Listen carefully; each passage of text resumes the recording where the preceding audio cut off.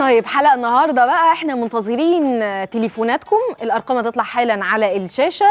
ليه بقى؟ علشان تشاركونا بآرائكم وتشاركونا كمان تجاربكم، يعني سواء بقى هي ولا هو، لأن يعني جوه البيت هي وهو ما ينفعش يكون واحد يعني فيهم. فقرتنا النهاردة هنتكلم فيها عن الحموات. وطبعا لو في حما حابة تتواصل معانا على الهوا هنستقبلها والله بصدر رحب جدا وهنتكلم معاها. عايزين بس نفهم الفكرة بتاعة الحما وتفاصيل تانية كتير في المعاملة.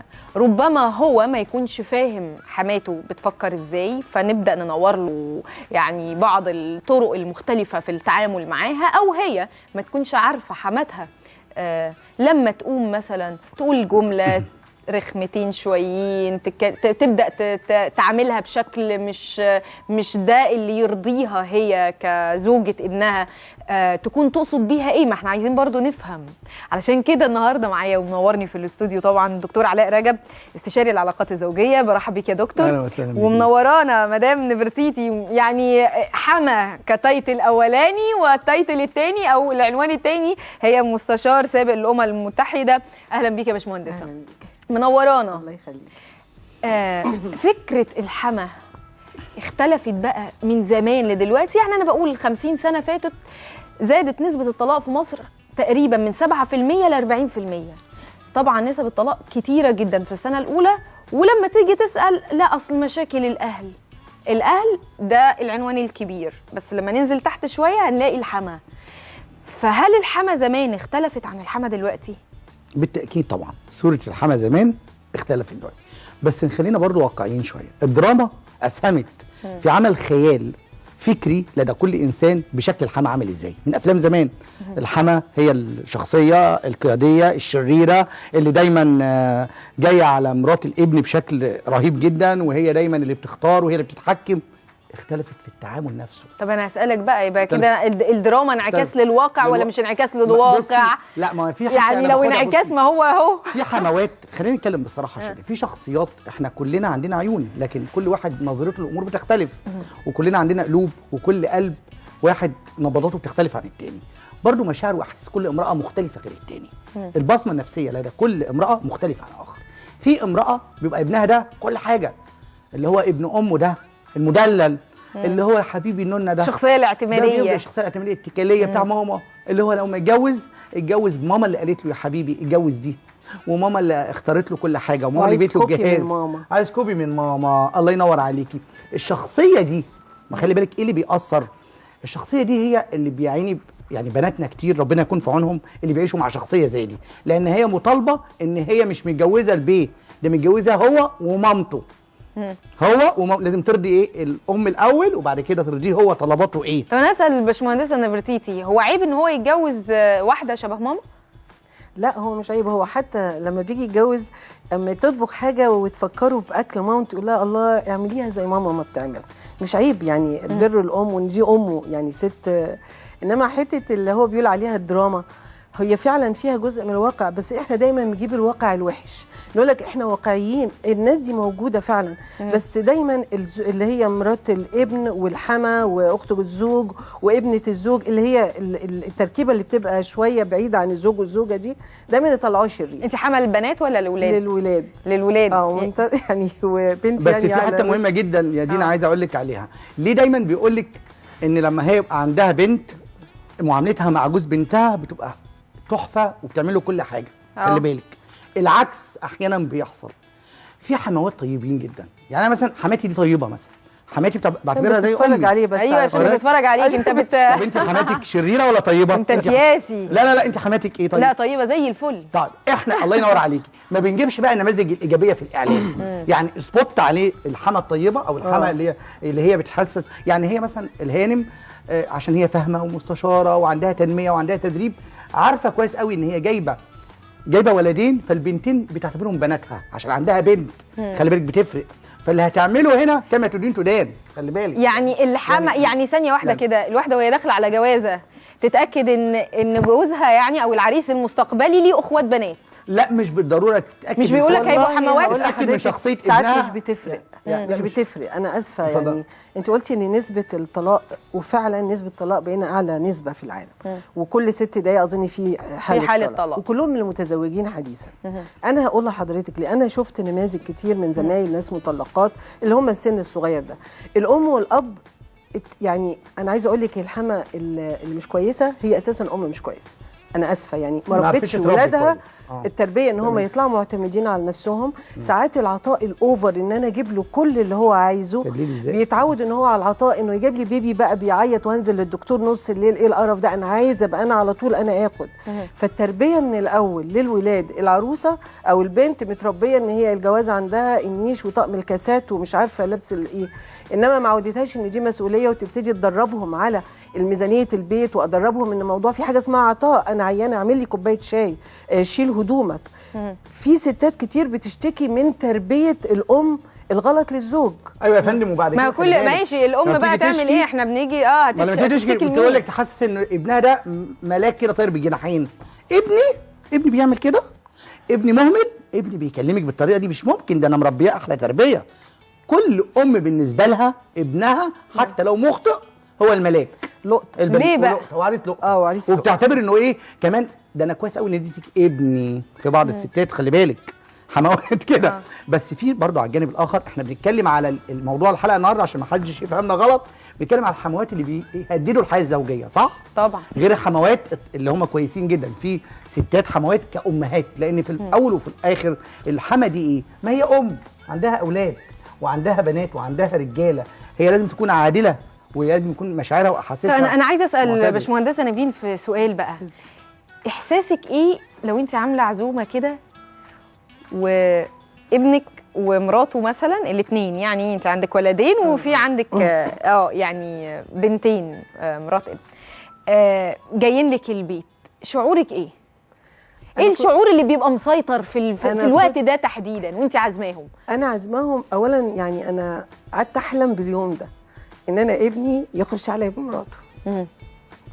ولما الحلم اتحقق ولما اتحقق بالظبط يعني هو اتحقق. بصي في معادله، احنا ما بقيناش بنقبل بعض وواقفين لبعض على الواحد. يعني لو احنا مين؟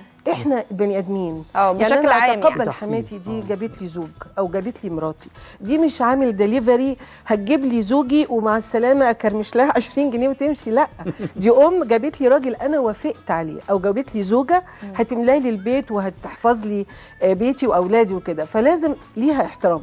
نفس الوقت انا بشوف الحما لو هي فكرت في حاجتين، فكرت اول حاجه انا لما جيت اتجوزت ما كنش عندي كل الاكسبيرينس دي، ما انا برضو ما كنتش بعرف اطبخ وما كنتش بعرف اعمل ميزانيه، فتقدري تنصحي بطريقه لطيفه ومهذبه انك توصلي لها المعلومه. نمره 2، انا لو عندي بنت او انا لما اجي اعيا مرات ابني لما تيجي دايما افكر هو انا لو مت مرات ابني واصحابها هيجوا يباركوا لها ولا هيجوا؟ انا في حالات بتقول لك كويس ماتت العروسه اللي بيجي لها عريس امه ميته بتقول لها وكمان امه ميته، ده يعني صح ولا لا؟ فبتقول كمان امه مش موجوده، يعني بقت ميزه، بقت ميزه ساعات لبعض العرايس. وانا بقول لك لا طبعا دي حاجه ما انا بقول لك ما بنتكلمش على ده. اسمحوا لي نستقبل اول اتصال، وساره مساء الخير يا ساره. مساء النور. متجوزه ولا مش متجوزه يا ساره؟ كنت يعني رافعه قضيه خلع على جوزي. خلع يا ساره، السبب ايه بقى؟ حماتي. ليه؟ كانت بتعمل ايه يا ساره؟ كانت بتعمل كل حاجه سيئه، يعني كانت على طول بتزن في ودنه، لازم تقومها، لازم ما ينفعش ان انت هتفضل قاعده تفضل نايمه. يعني انت ساكت لها ليه؟ ما تهزرش معاك، لازم تعرف ان انت الراجل، انت اللي مش عارف مين كده يعني. وفي العزومات لي حاجه يروح قايله له انت سوري يعني بتشتمه، يعني انت مش راجل كده، يعني انت ليه بتجيب لها حاجات؟ ما تجيبلهاش حاجه. وبرضه نفس الكلام ما تجيبش لابنك، ما تجيبلوش. عندك اولاد يا ساره؟ سؤال مهم يا ساره، سؤال مهم. هي جوزها عايش؟ لا متوفي. علاقته متوفي. طب انت حضرتيه وهو عايش؟ لا ما حضرتوش، بس هو كان راجل شديد يعني. راجل ايه؟ شديد. شفتي في انعكاس هنا. خلي بالك في حته مهمه جدا. ليه؟ يعني هي بتطبق اللي عاشته عليها يعني. برافو عليكي. ما هو الانسان الا ارشيف متكامل من الاحداث والمواقف يا دينا. خلي بالك الست عاشت بشكل معين. شكرا ليكي يا ساره. عاشت بشكل معين وبتجربه معينه، خلي بالك هي ما شافتش زي اللي هو ايه. بس حتى لو كانت التجربه دي يعني تجربه مأساويه، يعني تجربه ما هياش حلوه بالنسبه لها، نفسي مشروخه ليه يعني نفسي مشروخه، ليه تحاول تدوق يعني البنت؟ اقول لك لما تكون الام مطلقه، الام مطلقه وعندها اولاد، سوري، الام مطلقه وعندها اولاد واتجوزت وابنها ده اتجوز واحده وهي منفصله عن جوزها، تعال تفرجي كم الصراع النفسي بينهم وبين بعض. يعني لو حصل خلاف سيبها عشان هي عادي سابت جوزها الاولاني، حتى لو هتخرب على ابنها. انا اعرف قصص، انا لسه في قصه غريبه جدا. يعني واحده راحت لحماتها، لا جوزي ابنك بيخوني، وايه يعني ما كل الرجاله عينيهم زايغه، في حاجه تعمل كده؟ لا ده اكتر من كده. لما تلاقي ابنك بيخوني، في واحده حاله انا شفتها قالت لها شوفي انت مقصره معاه في ايه، انت لو كنت مكفيه ما كانش خانك، يعني حتى ما قالتش لابنها عيب. انا بصراحه الحموات الايام دي انا حما وانا بشوف نماذج سيئه جدا من الحموات. ان ابني جوزته، يعني انا جبت عيله تانية اتحكم فيها وبيفتحوا اللي شقه وبيخشوا تدخل غير طبيعي. يعني انا بشوف حالات وفعلا ساعات تقصدي ان في نديه الحما بتخلقها ما بينها وما بين مرات الابن مثلا على سبيل المثال؟ ايوه، وخصوصا النقطه اللي قالها الدكتور دي مهمه جدا. هل ده موجود مع الزوج؟ يعني هل الزوج برضو لو بيعامل حماته زي ما بيعامل مراته، يعني هيبقى في نديه كده اللي هو لا ابعدي برضو عن والدتك؟ لان دول 2 ستات على راجل، 2 ستات على راجل يقتلوه يعني. بيتجوزوا بالاثنين والثلاثه دلوقتي خلاص. لا بصي، اصل انا عايز اقول لك على حاجه، انت قلتي حته مهمه قوي، حته النديه دي في التعامل. ما هو الهانم محسسه اللي هو بنات اولادها ان هم زي بناتها، زي بنتها اللي موجوده، بتتعامل معاهم برقي، بيحترموها دايما. وانا اقول خلي في خط فاصل كده بينك وبين حماتك، بلاش العشم قوي، وبلاش ترفعي سقف التوقعات، وبلاش ان انت تتكلمي كتير، لان الكلام الكتير مع حماتك هيؤدي الى غلط كتير، خلي بالك. دي حاجه. الحاجه الثانيه، شخصيه ابنك هتفرض واقع التعامل مع حماتك. شخصيته من ناحيه ايه؟ لازم الراجل ما يجيش يقول لها مثلا وهم معزومين، الزوج تقصد، الزوج انت ناقص، شايفه يا ماما ناقصه الملح في البيت، تبقى عامله كل حاجه حلوه ويجي يحرج مراته، خلي بالك اصلا ابني بيحب مش عارف حاجه مسبكه قوي او ويل دان، خلي بالك، او ابني بيحب مش عارف ايه. وساعات العكس يفضل يدلع في مراته قوي قدام حماته. ده انت ست الكل، ده انت اللي شايلاني، ده انت، ويفضل يمجد فيها. طب هي ساعتها الام هنا تغير ولا تتبسط ان ابنها بيدلع مراته وان هم سعداء مع بعض؟ لا هو بصي في زوج وزوجه اعرفهم اتفقوا ان هم قدام الامهات الاهل ما يدلعهاش. يقول لها يا سلام فين اكل ماما اللي انا كنت بعمله، وهي يا خبر تقول له ده اكل لمراتك زي الفل، فالست كده تنتشف، فبيمثلوا هم اذكياء. وبرافو عليكي، ده ممكن الزوج يجيب هديه حلوه يديها لمراته ولا انت اللي جايباها لماما. بصي ده ذكاء اجتماعي، والله ذكاء المشاعر وذكاء العواطف مطلوب، خلي بالك، ده مش عيب على فكره. يعني الراجل اللي عارف ان مامته، لا يعني هو مش عيب ان قدام اهلهم الزوج يدلع زوجته والزوجه تدلع زوجها، بس ايه ما العيب في ده؟ قدام امه ما يبالغش، يعني هيقعد يقول لها فيها ايه برضه لما بالغ؟ ما هي ياما امه اتدلعت من ابوه. لا انت قلتي لا ما فيش دلع بقى من ابوه، انت قلتي حاجه مهمه جدا يا دي، خلي بالك، اتطلقت او جوزها كان شرير هو ما كانش في الدلع ده. يا سلام اشوفها هو كده مهنيها ومدلعها. خلي بالك يا دينا ان الابن بيعتبر زوج تاني للام، وزوج ثالث ثالث برضه ورابع. ده لو هو مثلا وحيد، لكن لو في اكتر من ابن. خلينا نستقبل منى عشان طولنا عليها. بس منى، مساء الخير يا منى. مساء الخير. اهلا بيكي. متجوزه يا منى ولا لا؟ لا متجوزه، انا حما على فكره. حما؟ طيب يبقى طب احكي لنا بقى. صوتها باين عليه. قولي لنا يا مدام منى الفرق ما بين الحموات زمان والحموات دلوقتي، سواء بقى لبنت او لولد يعني. طب صدقيني انا يعني حماتي ماتت وهي بتدعي وكانت تحبني اكتر من بناتها. ما شاء الله، عشان انت كنت معاها كويسه جدا. وانت حما الولد ولا حما يعني لابنك ولا لبنتك؟ ابني، اولاد. ايه رايك بقى في مراتاتهم؟ بصراحه مراتاتهم كويسين جدا جدا معايا ومعايا في نفس البيت، عايشين في نفس البيت. عايزه اقول لحضرتك حاجه، داين تدان. لو انت بتعاملي عملتي حماتك باحترام وماتت وهي بتدعي لك، ربنا ان شاء الله يرزقك بمرات ابن كويسه. دي قاموس يعني الناقوس او اللي بيقول لك الناموس بتاع الحياه هو كده. فبتقول لك حماتها ماتت وهي بتدعي لها وربنا اداها زوجة ابن كويسه، فهي كده. برضه صدقيني هم كويسين جدا جدا معايا، وانا مش بعملهم انهم حريم ولادي ابدا. ده هي تمام. برضه حته مهمه شكرا ليكي يا استاذه منى، يا مدام منى، وتحياتنا طبعا ليكي، نفسنا طبعاً كل الحموات يبقوا كده. حته كويسه قوي لازم ناكد عليها، حته انه وانا بتكلم مع على مراتي بلاش اعدد المزايا قوي قدام ماما، اعدد مزاياها حتى في الاختيار نفسه. لان لو الام الراجل ذكي، الزوج ذكي، حسس مامته ان هي دفعته لاختيار هذه المراه، ده ذكاء عاطفي مهم جدا على فكره، لا يقل عن ذكائه العقلي في التعامل. الذكاء العاطفي انه يحسسه يا ماما ده رايك صح في مراتي، ده فعلا اختيارك معايا، ده يحسس مامته انها جزء من اختياره، فيقلل حده النديه اللي انت قلتي عليها، بلاش النديه دي. فهمتيني اقصد ايه؟ ان يخلي مامته يحسسها ده الذكاء العاطفي في التعامل. ده مهم جدا. في نقطه ثانيه دكتور عايزه اقولها، فن المسافات. يعني فن ليه انا لما بتقربي للحاجه قوي بتشوفي عيوبها. انا لو قاعده ليل نهار، دي نصيحه لزوجة الابن ولا للحما؟ للحما. فن المسافه ده مهم جدا. انا كأم مهما كنت عاقله وهشوفهم اتشكلوا مع بعض، هي راحت قالت له كلمه او ما عملتلوش حاجه، هيتصالحوا وتبقى الكلام الوحش بينهم. انا هتضايق جدا وهما هيتصالحوا وينسوا ان انا قاعده متضايقه وافضل شايلاها. فدايما خليكي ده انت هتبقى مكروهه يا هانم.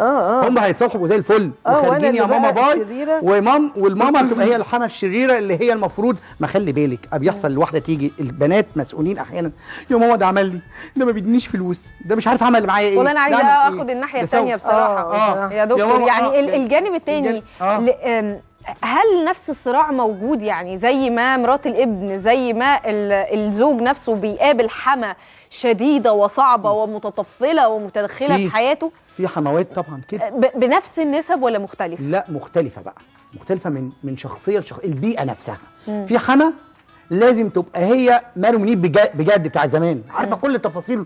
يعني عارفه انت الزواج بالتنسيق، اتجوزي ده عملت ايه النهارده، عملت لك ايه. في رجاله بيدوا كشف حساب للام على كل حاجه، وفي ستات بيدوا كشف حساب لوالدتهم او امهم على كل حاجه. طبخت ايه، خرجنا ايه، عملنا ايه، جبنا ايه. الزفاف في شهر العسل، في ام قعدت لابنها فوق تقول له ايه يا حبيبي انت هتقعد معاها اليوم كله. تخيلي بقى يعني. لا في ستات خلي بالك، في حموات طيبه زي الفل، دول شابوه زي حماتي وحماتك وحمات الهانم. اوكي احنا هنتكلم على الحموات اللي مش شابوه دلوقتي. نخلي بالنا يا جماعه ارجوكم، خلوا ولادكم هم المسؤولين عن الزواج، بلاش الزواج بالتنسيق. بلاش يا جماعه ارجوكم تتدخلوا في مشاعرهم واحاسيسهم، لان الزن طول الوقت عمل لك جاب لك، شفتي اختك الثانيه عشان هي ناصحه، شفتي الكلام كلمه ممكن تهد وتقتل مشاعر واحاسيس، وكلمه ممكن تبني بيت كويس قوي. الام او الحما لازم تراعي ربنا في الكلمه اللي بتطلعها، لان جوز بنتها ده زي ابنها، والعكس برضو.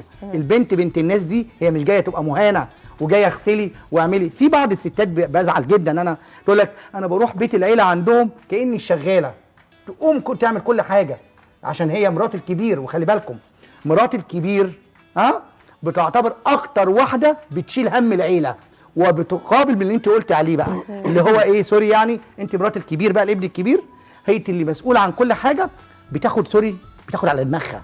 ولذلك انا بقول ان كل واحده حما هي اللي بتخلي فيه عداء، وهي اللي ما بتخليش فيه عداء لو هي راعت ربنا. والزوجين برضه يعني لما تفضل. انا دلوقتي هجوز بنتي، لما الاقي انا كل اللي انا عايزاه ان انا اشوفها مرتاحه، يا رب يعملوا ايه بس اشوفها مرتاحه. لكن لو انا شايفاه منكد عليها وهي طول النهار تشتكي لي منه على الصغيره وعلى الكبيره، هبتدي انا اشيل منه. لا ده بنتي بس يعني هي غلطانه ان هي تشتكي لك على الكبيره والصغيره. ما هي غلطانه. يعني احيانا مثلا ايه يدخل عارفه هتشتكي لمين طيب يا دينا؟ لا ما ينفعش مثلا ايه يا دينا اسمعيني، ما انا هقول لك ما ينفعش مثلا هو بياخد مثلا مبلغ معين، ده جاب لي نفسه لبس وما جابليش المره دي، ما ممكن يكون جاب لك المره اللي فاتت. خلي بالك ذاكره المراه حديديه، ولكن احيانا بعض النساء مشاعرهم واحاسيسهم بتسجل رادارات شغاله طول الوقت. الراجل يبقى مشاعره واحاسيسه طول الوقت جميل، عنده دروب في شغله، ما قبضش مرتب، فما عملش الواجب، فننسى ليه اللي فات كله. ليه يا جماعه لما بنختلف مع بعض زي ما قالت هاني في الاول التحيز ده سمه نسائيه دي. خلونا شفت سمه نسائيه. خلونا نستقبل مدام ناديه. مدام ناديه ولا انسه ناديه؟ بلاش استاذه ناديه معانا يا جماعه ولا قطع؟ طيب انا بعتذر لك وحاولي تتواصلي معانا مره ثانيه. عايزه اقول حاجه. احد العلماء بحيث ان انا اللي هي طول النهار تشحن دي احد العلماء الدين قال في باب في جهنم اسمه هيدخل منه باب الخبابون. الخبابون دول اللي هم طول النهار يوقعوا بين الازواج، يوقعوا بينهم، تقوم نفسك وتقرفيها من الزوج او من الزوجه. شفت لبست ايه، شفت كمان ايه اللي هي عاملاه ده، شفت جوزك عمل ايه. دول هم مش متخيلين حجم الجرم اللي بيعملوه لما انا اقوم النفس او ان انا اكرهها في كده. بالعكس انت بتحاولي تحافظي على كيان البيت. ما هو لازم يكون في جهه بتدرس ليه الطلاق ده بيزيد برضه. زي ما قالت دينا في الاول. انا عايزين برضه نتكلم على ابن امه. يعني ليه الحما في الوقت دوت يعني يعني بيبقى عندها فرح انها تخرب على ابنها وانه يفضل في حضنها، ولا انه يعيش حياه حلوه في بيته؟ يعني ايه الفكره؟ انا عايزه اسالك. والله يعني انا مشاركه يعني مع مجموعه كده اللي هم الغلابه اللي هم اللي لسه مطلقين حديثا او خلع او الحاجات دي. بس انا ايه الغلابه دول؟ لا يعني انا بيصعبوا عليا ليه؟ لان هم اتحسبت عليهم جوازه وبقى معاها طفل مسؤول عنه. انا ضد الحته دي. دول مش غلابه. انا زي ساره. الحته دي مفيش حاجه اسمها غلابه. لا انا قصدي ايه، بالعكس انا عايز اقول لك على حاجه. المراه اللي سوري يعني عشان هم مش غلابه، المراه اللي هي قررت ان هي تنفصل عن حياه بعد سنه قررت وما عادتش سنين من عمرها اتسرقت منها وعاشت حياتها في مأساة، لا ده هي كده امراه شجاعه وامراه ناجحه جدا ان هي قدرت تنهي المأساة في اسرع وقت. انا بلوم على بعض الستات وانا في برامج شجاعه ان هي قدرت تنهي المأساة ولا ما حاولتش تغير من الواقع، ولا ما فيش راجل بيغير ست ولا ست بتغير راجل. ده اكيد انت هتتغيري عشان خاطر نفسك، تعديل بس كده يعني بسيط في الشخصيه. لكن ما فيش راجل بيغير واحده ولا واحد بيغير واحد، عشان نبقى بس صراحه مع بعض. ده سلوك. كلمه اغيره بعد الجواز دي وهم، دي كلمه كبيره جدا. وحماتي دلوقتي هتبقى طيبه لما نتجوز هيبقى امر واقع. بالعكس خالص اطلاقا. بس انا قصدي على الحته دي عشان مش اللي هينفصل ولا هيتطلق. يعني المخلوع دايما انا بقول عليه مثلا زي ما قلت انا خلعته، دي زهقت. عارفه امراه توصل لمرحله ان هي تخلع راجل، يعني ده راجل سيء السمعه، يعني خلاص مخلوع ده يتخلع، يعني دي حاجه كبيره جدا. ده هو لو عنده رجوله قالت له طلقني يطلقها، بس ان هو تخلعه ده في فرصه الرجاله يساوي ايه؟ لا ويطعن كمان يعني. لكن انت اتكلمتي عن في رجاله يا دينا مهمين جدا. في رجاله المعدل بتاع ارتفاع المشاكل بتاعتهم الزوجيه بسبب الحما كتيره، اللي هو ايه؟ الراجل السلبي، الراجل الشكاك، الراجل ابن امه اللي انت قلتي عليه النهارده ده. الراجل ابن امه ده هي اتجوزت خلي بالك. ابن امه اروح اقول له ماما عملت ايه النهارده؟ ماما موافقه. معلش قبل ما تتجوزوا ما هي شايفاه في فتره الخطوبه ده الاحتيال دي بقى اللي احنا نقول انا لما اتجوز بقى هعرف ازاي اخليه جنبي. لا هي بتهزر.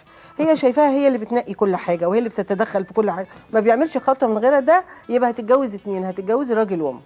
اعرفيها كده من الاخر. من الاخر الحما اللي تقعد معاكي وهي بتختار الذهب وتقول لك ده يا حبيبتي، وهو يبقى على اول الباب بيدفع الفلوس بس، واللي هي بتدخل تروح يجيب معاكي الستاير، واللي هي جايبه معاكي كل حاجه وانت مالكيش راي، اعرفي ان انت يا جميله على فكره تتجوزي. انا نزلت مع مراتي ابني نجيب الستاير بس هي اللي طلبت مني والله. اهو حلو الكلام ده. استاذ حاتم مساء الخير. استاذ حاتم مساء الخير. مساء النور يا فندم. اهلا بيك وعايزين مشاركتك. انت يعني زوج ولا لم تتزوج بعد؟ ايوه يا فندم ربنا يبارك لها. ايه رايك في حماتك؟ والله انا حماتي على قد ما انا بحبها على قد ما عامله معايا مشكله كبيره. ليه بس كده؟ والله للاسف انا متجوز بنتها بقالي 10 سنين، وبعد ما اتجوزنا بعديها ب3 سنين خدوا العفش مني وحطوه عندهم، وما زلت لحد الان انا دلوقتي انا عند امي وهي عند امها بسبب تسلط حماتي، وعامله كونفيرم جامد مع بنتها. طب يا حاتم انت ما حاولتش مع مراتك ان انت تحتويها، ان انت تقربها ليك، ان انت تكون الليدر، ولا السيطره اكتر من الام؟ لا، السيطره من الام اكتر هو للاسف. في بنت امها برضه يعني. طيب وحماك اخباره ايه؟ لا، حماية ربنا يديله الصحه يا رب كده، ملوش دعوه باي حاجه. طيب خارج نطاق الخدمه. خارج نطاق الخدمه. ده كتير في المجتمع. شفتي بقى؟ هو حاتم حل المشكله الكلمه الاخيره، لان هو الاب. بس عادة أنا عايزة أقول برضو يعني معلومة، عادة الأهالي بيبقوا خايفين على البنات إنهم يخربوا عليهم بيتهم أكتر حتى من الرجالة. الرجالة يعني بالنسبة للولد الأم هتقول له يعني سيبها وروح اتجوز واحدة غيرها، في بنات قد كده يعني. دي مشكلة كبيرة جدا. احنا عندنا سوري يعني كده عناوين يا دينا، عناوين كده اللي هي إيه؟ الحموات الفاتنات. الحما دي لما بتدخل بتبوظ الجواز. عندنا كده شوية عناوين للاسف مش صحيحه، اللي هو ايه سبب خراب البيوت الحموات. لا طبعا مش سبب خراب البيوت الحموات، مش كله، مش يعني عندنا احنا دايما اللي هو ايه طريقه التفكير بتعكس السلوك. احنا دايما بنفكر خلي بالك وانت رايحه حماتك قويه من شكلها كده باين عليها اول ما تقعد ماشيه شايفه عينيها بصت ازاي وجابتك من فوق لتحت. احنا عندنا الشخصيه نفسها مؤهله ان هي داخله في معركه من غير حتى وانت بتقولي راي تقول لك لا بس انا رايي كذا، فانت تقول ده انا شوف لما قلت رايي كبستني وقالت لي كذا زي ما حضرتك قلتي. عندنا التحفز ده، مش عايزين النفسيه تبقى كده، مش عايزين المجتمع نعمل سبوت. حاتم وقع في مشكله انه حماته وعملت مشكله والى اخره.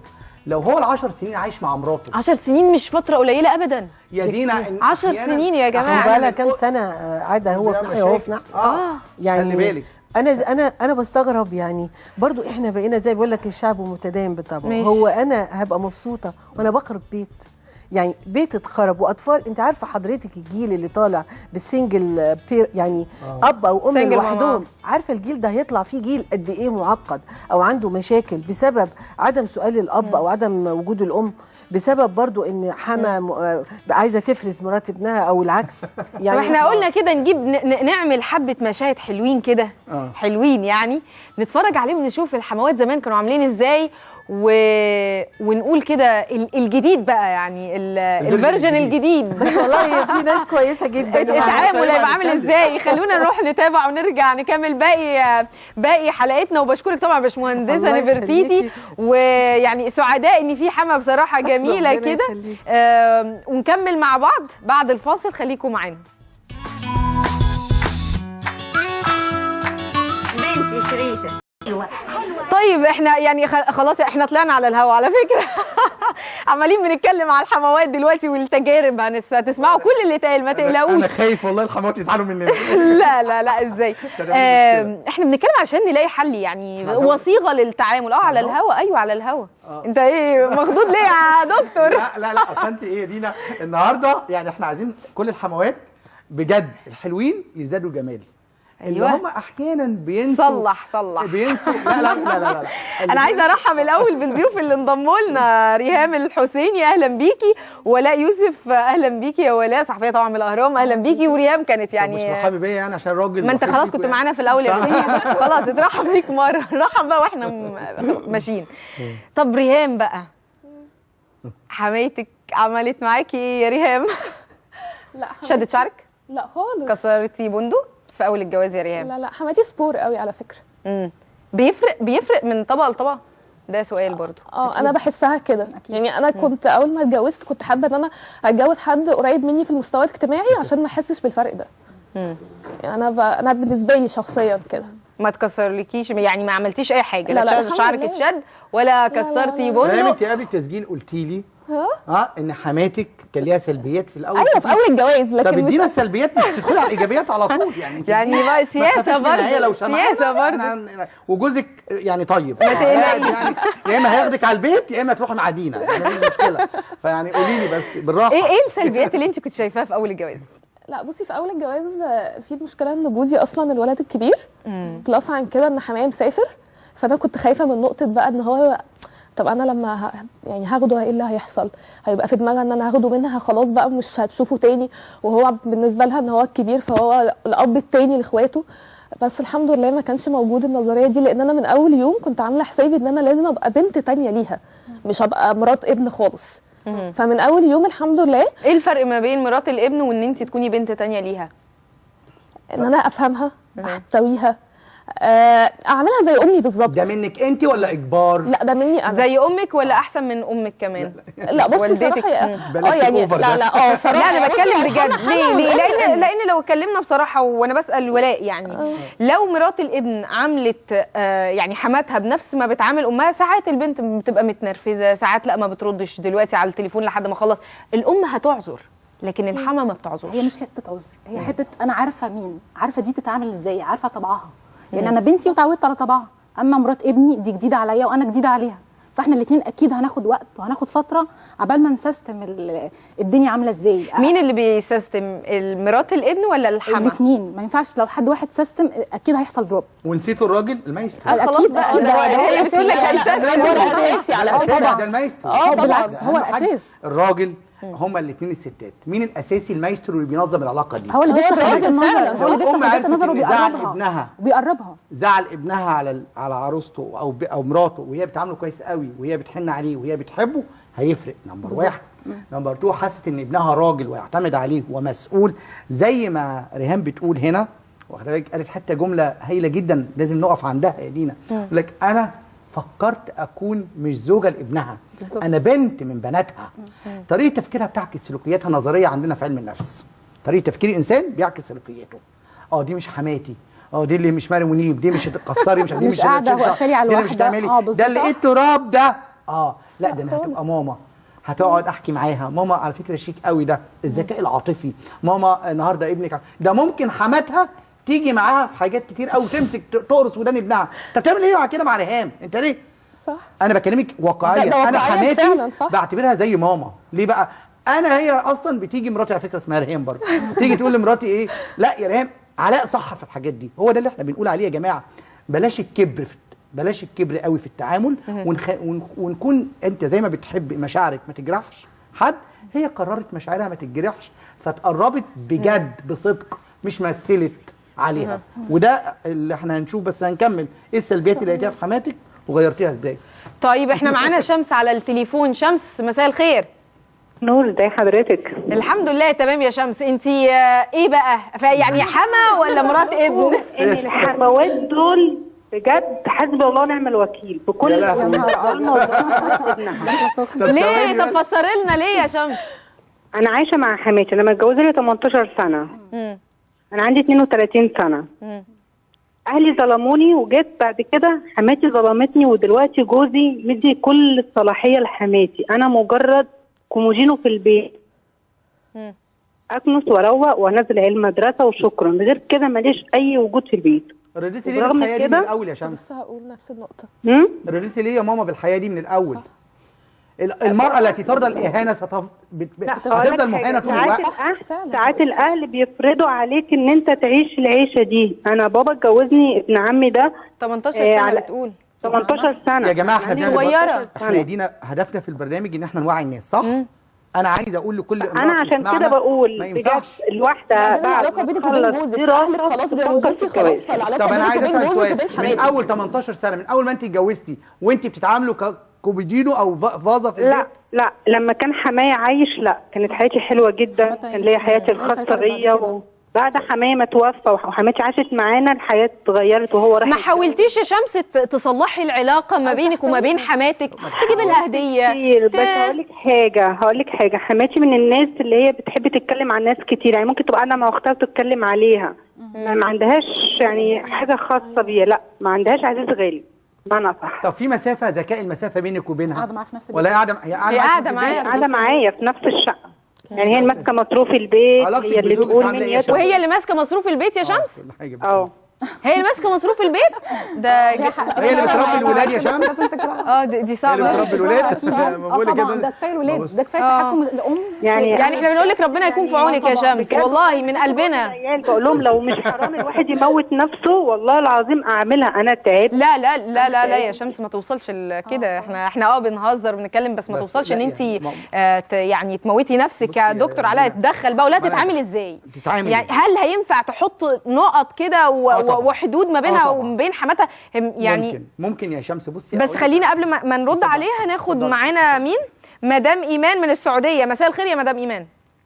مساء النور. اهلا بيكي. حما؟ في حما؟ انتي حماتي. حما ولا مرات ابن؟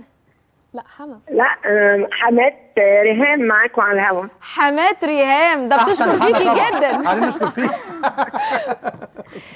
يعني سيبك من ان هي كانت بتقول ان في بعض السلبيات، بس هي كانت بتشكر فيكي من الاول بجد يعني خلينا شاهدين. الله يخليك. هي انا بهزر ها. وانا لا حتى لو بتتكلم انا سمعتها طبعا، عشان انا ريهام بالنسبه لي زي منى بالظبط. انا عندي بنوته واحده وهي مرات ابني الكبير، وطبعا انا بالنسبه لي هي بنتي الثانيه من اول يوم بصراحه. بجد هي حست بالمعامله كده، فاكيد لو هي حست في الاول او اتقال لها عن معنى كلمه حما وحست ان في سلبيات او اي، بس انا هقول لك خلينا نتكلم يعني بشويه صراحه. يعني واخده وابنك الكبير، واكيد برضه هيبقى في نوع من انواع الغيره، يعني ما تقنعناش يعني واخده البكري.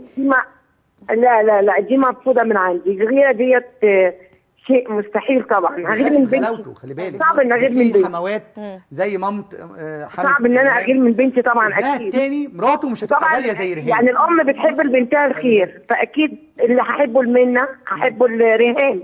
ما يمكن علشان انت بعيده في السعوديه يا مدام ايمان وهي هنا في مصر. انا مقيمه معاها. لا انا بروح السعوديه زيارات بس عشان باباهم في السعوديه، فباجي له طبعا اوقات من السنه. مش عشان ان في مسافه بعيده برضو ما بينكم، فده ممكن يكون مريح العلاقه. في مصر لا انا بقعد معاها في القاهره مسافات طويله جدا، وهي بتبقى عندي وانا عندها، وعايشين مع بعض عيشه يعني اوقات طويله مع بعض. طب انا عايزه اسالك سؤال، قد ايه ريهام اتغيرت بعد ما اتجوزت يعني ابنك؟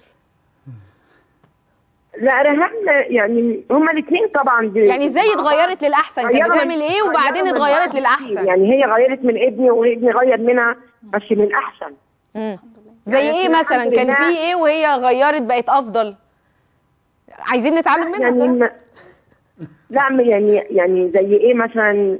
يعني هي كانت مثلا في الاول ما بتحبش تيجي كتير عندي مثلا، او ما بتقعدش كتير. دلوقتي حبت لما لقيت معاملتي ليها زي منى بالظبط. حسيت ان منى كمان زي اختها، ان هي بنتي، فمعاملتي ليها حببتها في القعاد معايا، حببتها ان هي تيجي عندي اكتر، حببتها انها ابني يبقى معايا ما تاخدوش مني.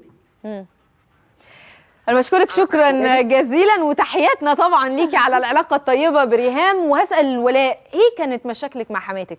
برضو ما كنتيش بتحبي تقعدي كتير عندها كده زي ريهام ما كانت في الأول؟ لا بصي انا يعني ليه تعقيب صغير قوي. في فرق كبير جدا بين الحما اللي جوزها عايش والحما اللي جوزها مش عايش. ايه الفرق؟ بتفرق كومبليتلي. الفراغ العاطفي جدا. الفراغ العاطفي. الحما اللي جوزها مش عايش يعني ابنها دوت بيبقى هو جوزها. لا ازاي؟ صدقيني دي علاقه يعني دي حتى علاقه في القلب بيكون مختلفه. الحب مختلف. ما انا هقول لك ليه بتزيد الكراهيه بين الحما وبين بنتها وبين ابنها. هي ناقصها حاجه بالظبط. الفراغ العاطفي ده عند المراه، زي هي ما بتقول فعلا بتحس ان ابنها ده هو مصدر العاطفه الثاني بعد. خلي بالك لو الزوج سلبي وسايب البيت، الابن بيحل محل الزوج في الحب والمشاعر بالظبط. فبتحاول ان هي تاخد المراه كائن حساس بطبعه، كائن عاطفي وعاطفي، فهي عايزه حبها يجي مع ابنها. زوجها مش موجود فهو ده الزوج. الاستاذه ريهام فهمت ده، قال ده ابن البكري الكبير حبيب ماما، لو انا حبيت ماما يبقى يحبني قوي. وانت فهمتي ده ولا لا؟ مشاكل مع مامته، خلي بالك خلي بالك لو ما عملتوش مشاكل مع مامته، ده هو كده حس انه الملك المتوج بيدلع من الاثنين. ده هو راسه. يا بخته. ده هو فعلا ده هو كده شهريار. ده جوز ريهام دلوقتي. ولاء انا عايزه اسال ولاء، يعني ايه المشاكل اللي قابلتك في لا انا مش بتكلم في جوازي ومش بتكلم ان جنرال. طب حماتك عامله معاكي ايه برضه؟ قولي لنا انت. لا انا مش متجوزه، بس هي حماتي يعني انا بتكلم عموما قبل كده ان الحما عموما هي مشاهداتك انت كانت تجربه. ايوه بالظبط، انا عايزه اتكلم عن مشاهداتي. يعني هي انا شايفه ان الحما ده يا اما تنجح البيت يا اما تبوظ البيت. هي عامل مساعد. طب سؤال بقى، بوظت بيتك؟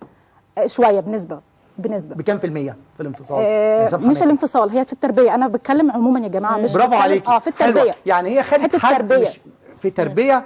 خلي بالك هي اتدخلت بس من غير ما تقصد، يعني من غير يعني دي حته حلوه قوي في النقطه اللي بنتكلم فيها. أيوة. ان هي اتجوزت راجل نتيجه امراه في كل العيوب اللي هي من غير ما تقول لها السبب، هي انفصلوا بسبب هذا الرجل. فهمتي؟ تعالوا بقى نروح لفاصل ونرجع نكمل باقي كلامنا، وهنستقبل برضو تليفوناتكم بعد الفاصل.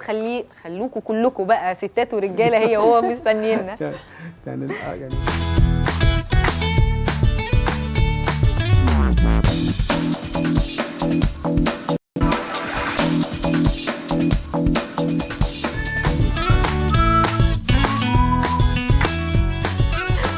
ورجعنا لكم مره تانية. موضوع الحموات ده واضح ان عامل مشاكل كتير ونسب. يعني انا هسالك يا ولاء بقى سريعا كده، انت بتعملي كتاب بترصدي فيه حالات طلاقات كتير في مصر بالظبط، وقلتي لي في الفاصل ان نسبه كبيره منهم كمان بسبب الحما. حما بقى يعني البنت ولا حمل الولد؟ مرات ابن ولا الاثنين جوز بنتي؟ خلينا نتكلم عن حالتين. بصي، هو دايما عموما بنتكلم عن الحما بيبقى المقصود او الدماغ بتروح اكتر ناحيه حمات البنت، لكن حمات الراجل برضو ليها عامل كبير جدا. دلوقتي يعني انا يا اما انجح البيت يا اما افشله، يعني في حاجات كتير بتوقع الحته دي. فتدخلي انا يعني كأم شايفه مش عاجبني حاجات، البيت مش مسيستم زي ما انا عايزه، انا لا ابني ده تعبان، تتدخل في كل كبيره وصغيره. هي تتدخل بدافع الحب مش دافع الخراب، مش دافع انها تخرب البيت، هي داخله بحيث ان انا اظبط الدنيا. انا عايزه امشي البيت ده زي ما انا كنت ماشيه بيتي. دي خبرتها صغيره، ده ابني خبرته قليله. التدخل بدافع الحب اوحش، لانه بيبقى تدخل هي مش شايفه انها بتعمل حاجه غلط، هي شايفه انها بتحبهم وحريصه عليهم، في حين انها بتبوظ البيت. سيبوهم يتعاملوا مع بعض، سيبوهم بخبرتهم القليله دي يحتكوا ويتعاملوا وياخدوا خبره ويفشلوا مره ونصلح بينهم مره. يعني ما نتدخلش يا جماعه. التدخل ده بالحب او بالكره طبعا هو اللي بيوقع العلاقه. ده وجهه نظري. ليه لما بنتكلم عن الحما بتبقى لمرات الابن اكتر من زوج البنت؟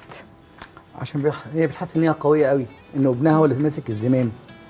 فهماني؟ فبتيجي قوي بتبقى مفرضه سيطرتها قوي على البنت المسكينه اللي هي بنت الناس التانيين اللي جايين، وتتعامل معامله رسمي شويه. فبتلاقي ان هي ممكن تفوت لبنتها اللي هو جوزها حاجات كتيره قوي وتطلعها. دايما كل اسره شايفه من وجهه نظرها انه الغلط من الناحيه الثانيه. بس في حته مهمه جدا، لو الحموات مع الاثنين مع بعض كويسين ده هينطبق على الحياه ومش هيبقى الحياه نار بينهم. لكن للاسف الشديد في حلقه النهارده لما تلاقي حما مولعه الدنيا نار، هتلاقي الحما الثانيه مولعها اكتر نار. مين هيكسب؟ هيبقى مش عارفين الولد والبنت يا عيني زي ما بتقول استاذه، مش عارفين يا عيني يرضوا مين. هم طول الوقت نسخه مكرره من اللي هم شايفينهم، يرضوا ده ولا يزعلوا دي، انا زعل ماما ولا زعل دي. ودايما للاسف الراجل ما بيلعبش دور كبير الا اذا كان بجد راجل بيحتوي اسرته، راجل بمعنى الكلمه ليدر.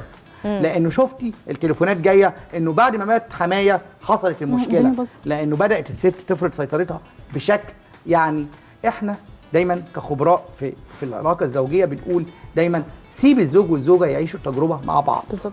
اهم حاجه توفري التكافؤ الاجتماعي كويس قوي، بلاش وهم الاختيار الزائف اللي هو زي ما قلنا في الفقره الاولانيه ده هيتغير والكلام ده. لا، خدي اللي يناسبك بجد، وبلاش ان انت تحكي على نفسك وتعملي احتيال عاطفي وفي الاخر تحطي الشماعه تعلقي عليها اخطائك. انا عايزه اسال ولاء مره ثانيه. انا سالتك عن النديه، بس عايزه اسال ولاء بحكم مشاهداتها وكتاباتها واللي بيوصل لها كصحفيه بخصوص الطلاقات في مصر. فكره النديه، هو انت هتجيبي ابنك زي ابني؟ هو انت هتعرفي تخلفي تجيبي زي اللي انا جبته؟ أيوة. ده قد ايه موجود؟ موجود بس بنسبه اقل من فتره قبل كده. يعني بنسبه، يعني لما تيجي ترصدي حالات الطلاق وتقعدي تتكلمي مع الناس، مش الحموات هي الاساس بتاع الطلاق دلوقتي. يمكن تكون الحما اساس في التربيه، ربت ابنها غلط، ربت بنتها غلط، ربته بدلع زياده، ربته مفيش مسؤوليه. ده بيبقى يعني ناتج عن الحما بس مش بصفه مباشره. هي دلعته وعايزه مراته كمان تدلعه بنفس المنظر اللي هي دلعته بيه. مش متحمل مسؤوليه، مفيش مسؤوليه عنده، سايب كل الحمل على مراته زي ما كان سايبه على امه. او شاف البيت بتاعه كده، شاف اتربى بنفس الطريقه دي، ان الام هي اللي شايله كل حاجه. طب انا اعمل ليه؟ اتعب ليه؟ تحمل المسؤوليه ده عليك عامل كبير جدا جدا جدا بنسب الطلاق، خصوصا في الجيل بتاعنا احنا. جيل مفيش مشكله ثابته. انت يعني تيجي تتكلمي مع الناس، انت ايه المشكله اللي عندك؟ ما فيش. طب ايه؟ مش مرتاحين. طب مش مرتاحين ليه؟